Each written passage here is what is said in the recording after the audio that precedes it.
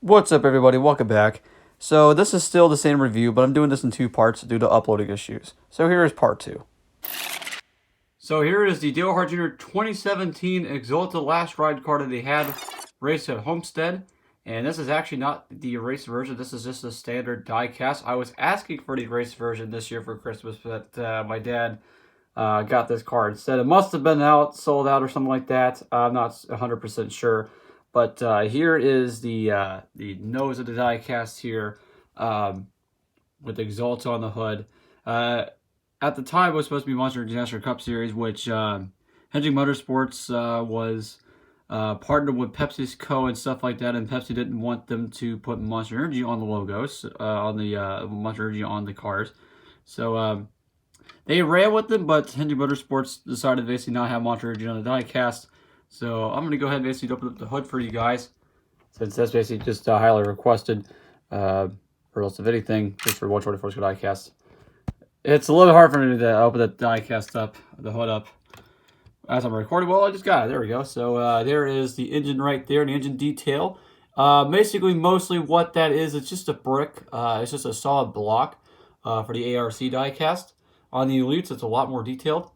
But here we go with the sponsorships underneath. We're going to go underneath there a little bit. There is Chevrolet, Nationwide, Exalta, Mountain Dew, and Wix filters on the hood underneath. We're going to go on the left side of the die-cast here. So really what's really cool about this, the realistic internet, such like that. There's the left side of the die-cast here. There's no Monster Energy NASCAR Cup Series logo right there. No Monster Energy NASCAR Cup Series logo.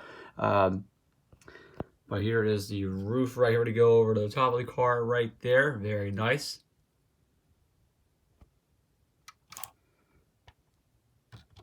There it is, the deckwood in the back saying thank you Junior Nation right there on the deckwood. Dale Earnhardt Jr. Nationwide. Auto Nation on the back. There we go. There is the deckwood that opens up. There's the fuel cell in there. Try to see if there was two fuel cells. I know they have a reserve cell that's near the back end of this car right here, basically at the back right.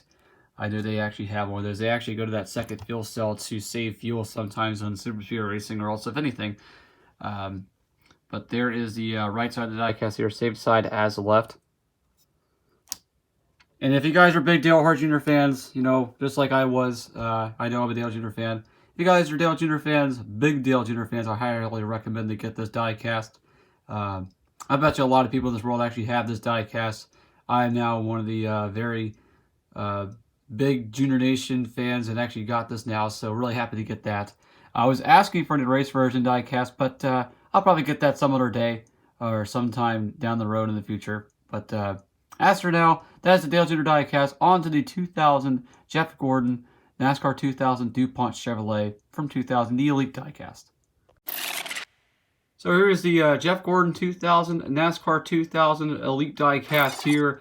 Man, I really got this car for a really cheap price. So I don't know if you guys saw the die-cast depot card I had that was up in front, but that's basically where I used to shop when I was living in Georgia, since now I live in Texas.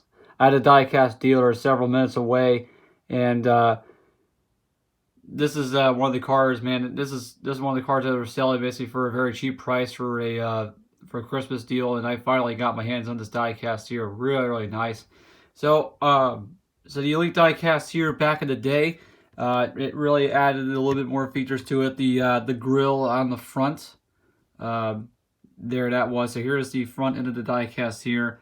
Sorry for the movement, but there it is right there with the grill. It's actually, you could definitely tell with this thing, there's a lot of detail on that grill right there. And you could also tell on the windshield, they actually did metal little bars, for the windshield right there, and that's really nice. So we're gonna open up the hood of this die-cast. Oh gosh, come on. So here it is right here. So it did not have tethers back in 2000, but it did in 2001, and until 2017. After 2017, they stopped. In 2018, they did not do tethers anymore, which I'm about to show with Bubba Wallace. So here is the underneath the hood, and then there's the engine detail right there. Not necessarily at the at the time, it didn't add as much features until after 2000 and 2001 they did more of the engine detail, but that's the engine right there. We're going to go on with the left side of the diecast here.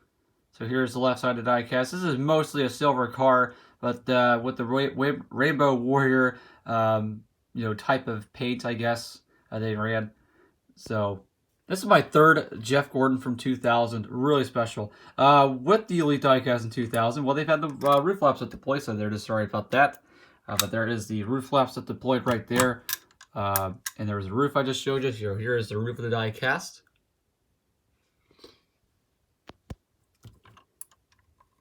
There's the decklet in the back here. Well, the decklet opens as well. There is the fuel cell right there. A little bit more detailed, I should say. Or else maybe probably about the same from the ARC back then.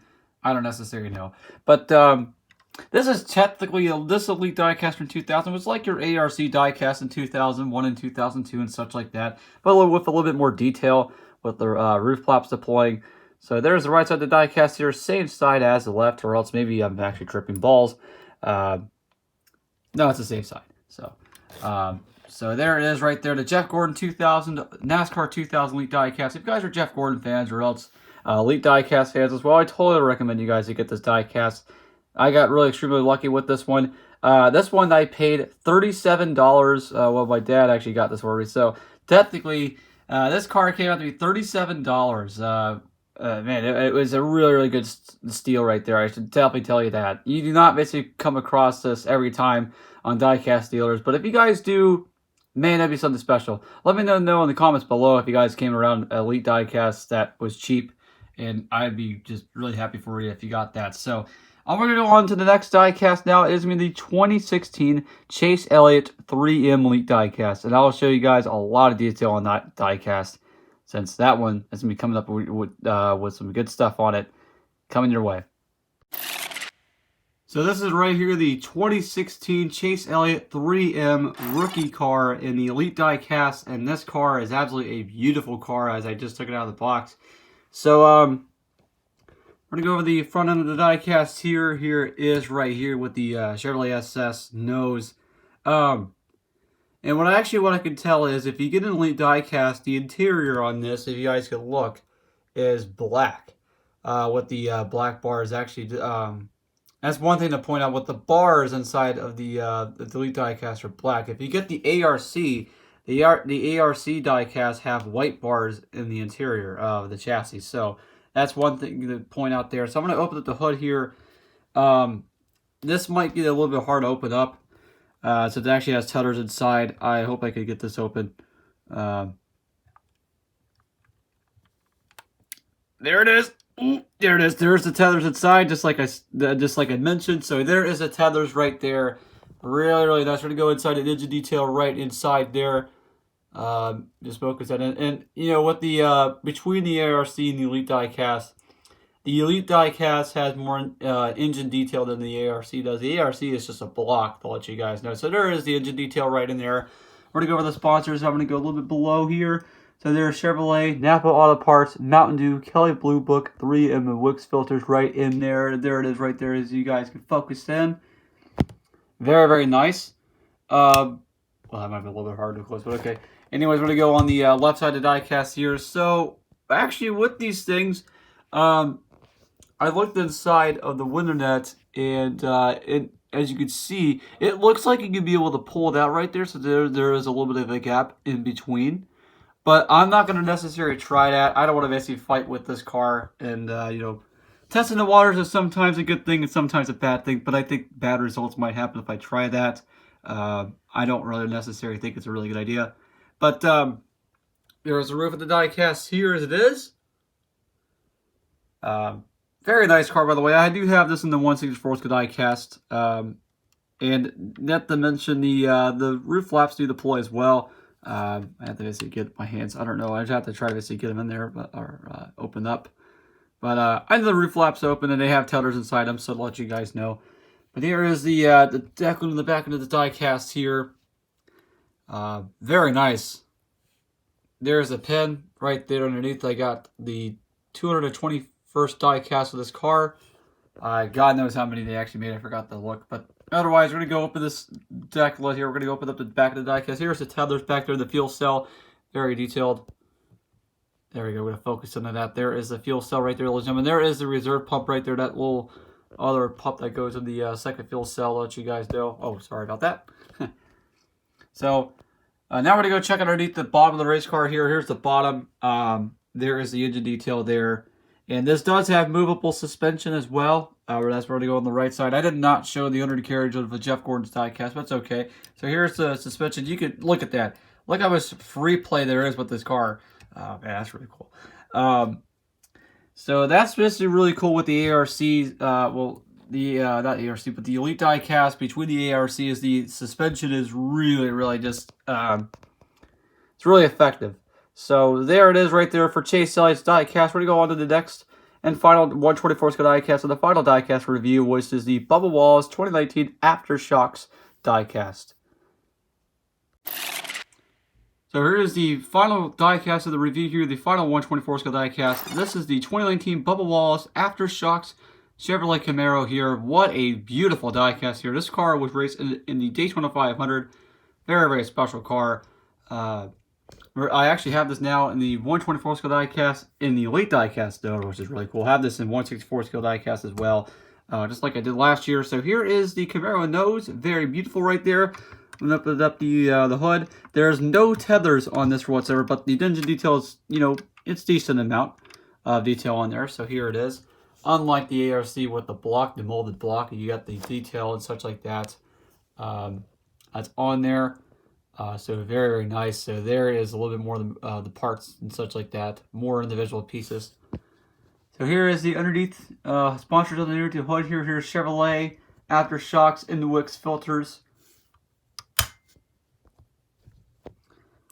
And here is the left side of the diecast here. Here it is. This Elite diecast, it's just kind of like your normal ARC diecast from back, 2017, such like that, but with a little bit more detail. That's basically what that is. And here is the roof flaps that deploy right there.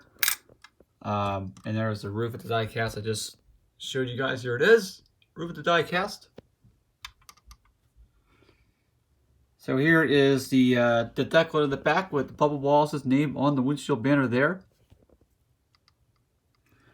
So there's the deck lid that opens, and here is the fuel cell. There it is. And on to the right side of the diecast here, but you want to see something cool? Suspension. Yes, awesome. There's the suspension moving right there. Here is the right side of the diecast here, same side as the left.